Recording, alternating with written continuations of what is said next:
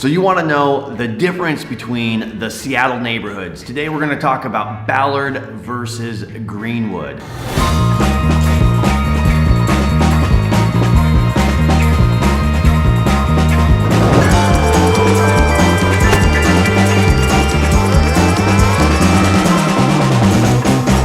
What's going on, everybody? It's Justin Gazba, and this is Living in Seattle, Washington.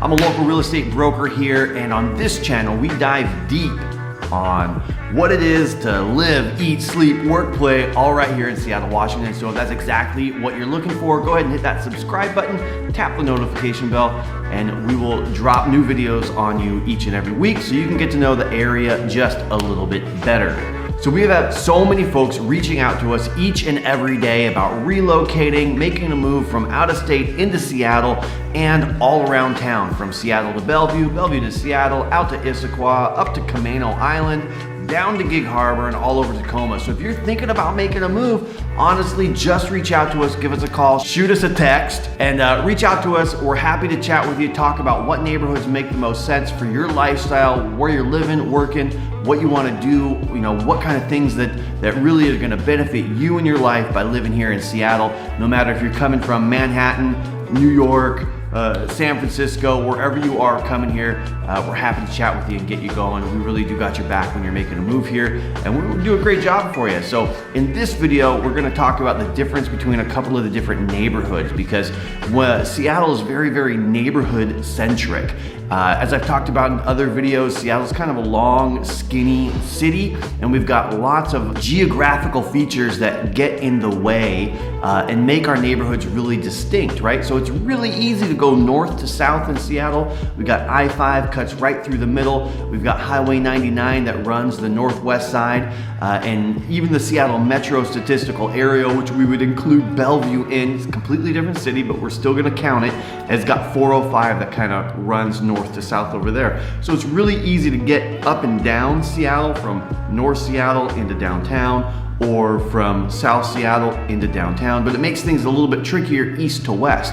But what that does is it creates these pocket neighborhoods that are really, really self-contained. And so when people reach out to us, they want to know, hey, what's the difference between Ballard and Greenwood? What's the difference between Greenwood and Green Lake? How things are different in Green Lake versus Lower Queen Anne versus Ballard versus Ravenna, right? Or South Park, or some of these different neighborhoods that are down south too. And so we want to break all that down for you. So today we're just going to talk about the difference between Ballard and Greenwood. And the reason I want to talk about that is because there's a lot of similarities there, but there's a few distinct differences. So both Ballard and Greenwood, they are more of a suburban feel and more of a town feel than an urban skyscraper downtown feel. So if you're coming from the East Coast, if you're coming from New York, if you're coming from Manhattan or Maryland or any of the major, Chicago even, any of the big major metropolitan cities, you're probably used to seeing a lot of steel and glass buildings. In Seattle, we really only have that in the downtown corridor, Belltown, Pioneer Square, and downtown. Those are kind of where we see those skyscrapers and stuff. Everywhere else, we max out at about 6 stories. So we'll have 6 or 7 story apartment buildings, which we've got both in Ballard and in Greenwood. And then we'll start to see some condo buildings and some townhouses. And then we're into single family detached homes, which most of the Seattle metro area is single family detached homes. About 65% of all the land is zoned for that. Now we're seeing some changes and we're seeing some townhouses come in, but you're really gonna feel more of that in Ballard. And the reason that is way back in 1995, they started a urban village plan where they said, hey, we want to see density move to Ballard, and we want to see density move down to Rainier Valley, Rainier Beach, in that area. And so that's why the light rail kicked off down there in Rainier. Ballard's not going to see light rail for a number of years, but we see the density infill. And so if you're thinking about living in Ballard, what does it mean? What do you get there? So you're going to get, Ballard way back used to be its own city, so it has a lot of streets and shops and restaurants now that have come in, so it's very walkable and very easy to get around. Everything that you could possibly, you could spend your whole life in Ballard and not need to really go anywhere. There's shopping, there's groceries and restaurants, and there's a lot of companies that have moved in there, but primarily a lot of that area is still industrial, and so you're going to find a lot of companies that support the fishing industry in Ballard as well. But generally, if you're living your life, if you're going out to bars and breweries, all that stuff is right there. It's really, really convenient and really, really easy. And we're starting to see a lot of the single family homes close to the business district have all been rezoned for townhouses. So we see an older 1920 something, 1910 something home that is removed. Maybe it's a derelict home or it just hasn't been kept well. And then we'll see 4 or 6 townhouses go up in its place. And so a lot of that infill creates kind of this, as they had hoped, this urban village feel where it's not too big. Like I say, 6 stories is as tall as you're gonna get there. You're not gonna see skyscrapers in Ballard. And so it has that appeal of a smaller town, but right in a city. You've got really easy access on 15th to take you into downtown, or you can get to 99, it will take you right into downtown. So 2 major corridors to get you into downtown if you have to go to South Lake Union to work. Really easy, 15-20 minutes will get you there. And also the buses, the express routes on the buses will take you there. Now, that's kind of Ballard in a nutshell, right? We're seeing more townhouses, we've got a lot of bars and restaurants, a lot of grocery stores, accessible and easy to get to. And as you go up the hill further away from the, what we would call the downtown core of Ballard, we start to see more single family houses the further north you get. And so you get into certain neighborhoods like Whittier Heights and Loyal Heights and Sunset Hill, and you'll start to see those single family detached, bigger craftsman and bungalow style houses from the turn of the century, right? So in Greenwood, it's a little bit of a different story, but similar. So Greenwood has what we call the Miracle Mile, which is a mile stretch of Greenwood Avenue where all the bars and restaurants are. Again, you're not gonna see a lot of townhouses, a lot of skyscrapers there. It's gonna be 6-story, apartment buildings and some older 6-story buildings at the most. And then so you've got that Miracle Mile, your business district. We've done a video kind of what that looks like, a short little one that you can check out. But then you get away from there and you start to get into more single family homes. So they have more single family home options than townhome options right now.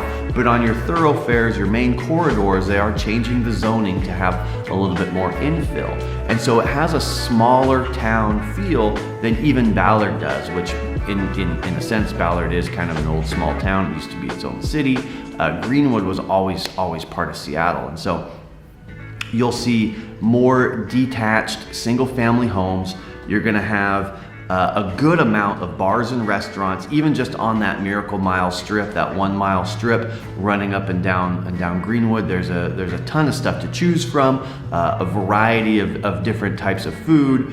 And then even as you go a little bit further south than 85th, because Greenwood is northeast of Ballard, it's over kind of the 85th Street. Even if you go just a touch south on that 85th, you'll start to get into the last bit of Greenwood and the northern tip of Finney Ridge. And honestly, it can kind of feel like that all bleeds together a little bit. But when you hit up those neighborhoods, one of the things that you'll notice is in Ballard, we've got curbs and sidewalks and street parking. In Greenwood, it feels more like all of the places to park are in somebody's forward skirt of their yard, because there's not really, aside from a couple of streets, there's no real sidewalks. The neighborhoods, there's no real curbs to stop, so when you park on the side of the road, when you're going over to a friend's house, you may be parking in front of somebody else's house, and it kind of feels like, am I supposed to park here? Am I not supposed to park here? And it's very on the verge of a suburban feel that's more more of a sprawl. So where it feels a little more shaped, a little more put together, and a little more designed in Ballard. And that's because Ballard started out as its own independent city, independent of Seattle there. So insofar as commuting and making and getting into downtown, that sort of thing, it's almost as easy to get in from Greenwood as it is from Ballard. You'll be on, Greenwood Avenue runs down a lot of stoplights. Probably not going to recommend that. You're probably going to duck out and meander over towards Ballard to get on 99 to get yourself down, or over out to I-5 to do that. Your big east-west thoroughfares are going to be 85th and 80th. So the thing to remember is that, if you are looking for something that feels really put together, has the sidewalks, street parking, and when I say street parking, don't mistake, it's not easy. There's a lot of the new construction in Ballard and in Seattle in general. There is no parking, no off-street parking, no parking garages. So a lot of those people are having to park on the street. So it makes competition for street parking pretty intense. But up in Greenwood, it's going to feel a little bit more relaxed, a little bit more less planned, because of the sidewalks and the streets. But you're still going to have all the amenities that you could ask for, all the restaurants, the easy access to shopping. It's a little bit less walkable because of the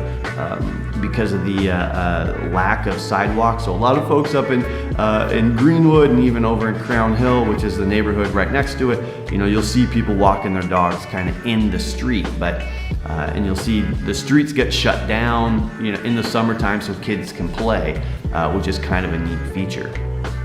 So if Ballard's your jam, or it's not your jam, or Greenwood's your jam, or it's not your jam, reach out to us, let us know what you're thinking, what you feel. Like I said, we're helping people make this move all the time and helping them. And maybe there's a different neighborhood like Green Lake or Lower Queen Anne that's maybe more of a fit. We'd love to chat with you and see what that looks like for you. We've got a ton of information down below for you, even a guide on how we help people make the move and make the transition. If you're thinking about moving this way, shoot us a message, a smoke signal, whatever you got to do, a text message. Just reach out, say hello, and like I say, we've got your back when moving into Seattle.